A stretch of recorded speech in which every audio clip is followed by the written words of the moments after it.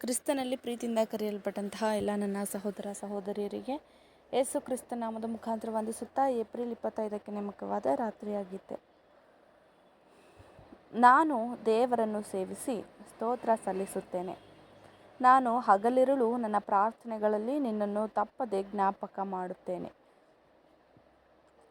2 Timothy 1:3 ಯಾರ ಹೃದಯಗಳು ತಮ್ಮ ಶತ್ರುಗಳನ್ನು ಪ್ರೀತಿಸಿ ಮತ್ತು ನಂಬಿಕೆಯ ಮನೆವಾರ್ತೆಯವರನ್ನು ಪ್ರೀತಿಸಿ ಎಲ್ಲಕ್ಕಿಂತ ಹೆಚ್ಚಾಗಿ ಕರ್ತನನ್ನು ಪ್ರೀತಿಸುತ್ತಿದ್ದು, ಇಂಥವರು ಒಂದು ವೇಳೆ ಇತರರ ಒಳಿತನ್ನು ಬಯಸದೆ ಅವರಿಗಾಗಿ ಪ್ರಾರ್ಥಿಸದೇ ಇರುವ ಮನೋಭಾವವನ್ನು ಅವರ ಹೃದಯದಲ್ಲಿ ಹೊಂದಿದ್ದರೆ ಅವರು ನಿಜವಾಗಿಯೂ ಅತಿ ಸೂಕ್ಷ್ಮವುಳ್ಳವರಾಗಿರುತ್ತಾರೆ.